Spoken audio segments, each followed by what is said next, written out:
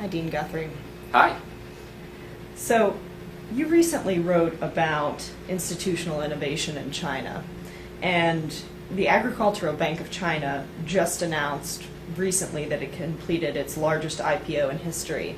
So tell us a little bit about why that's important. Yeah, this is actually a topic that has been of great interest to me throughout most of my academic career. I've spent a lot of time writing about the fact that the story about economic development in China is not just a story about the fact that China had a deep, cheap labor pool and it was able to basically export its way into the top-tier economies. That is not the story of China. That's one piece of the story. But the more interesting story is about the fact that the government in China has been incredibly innovative with how to design new types of institutional systems.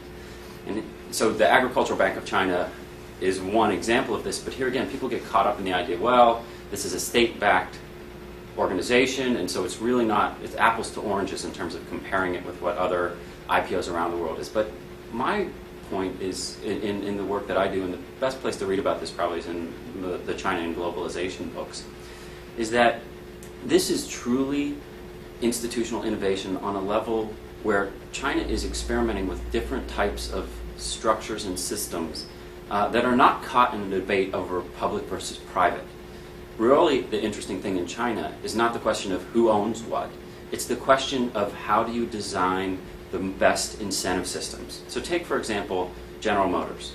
General Motors is a privately held company, but incredibly inefficient, like many of the state-owned enterprises of many economies around the world in planned economy systems. Right? So it doesn't matter if it's state-owned or private, you can have inefficiency and lethargy in both cases. Take, for example, another organization like PetroChina, which is the most efficient energy company in the world. Largely state-owned. People code it as not state-owned anymore because it's actually a publicly traded firm on many stock exchanges, but 80% of the stock is still owned by the government. And it's incredibly efficient. It is hands down, by every metric you can come up with, the most efficient energy company in the world.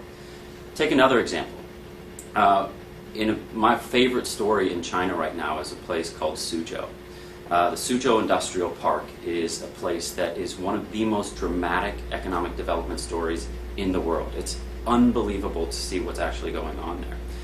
But how China actually came to that system is through a hybrid structure in which the government worked together with the Singaporean government. They attracted foreign capital. It became the #1 destination for foreign direct investment in all of China recently. And then that entire state economic development system is being prepared for IPO itself. So you have this public-private partnership, the raising of capital, and it's just a really dramatic, interesting change. And so what I think we need to take from China is really the lesson of how to actually innovate around new types of institutional systems.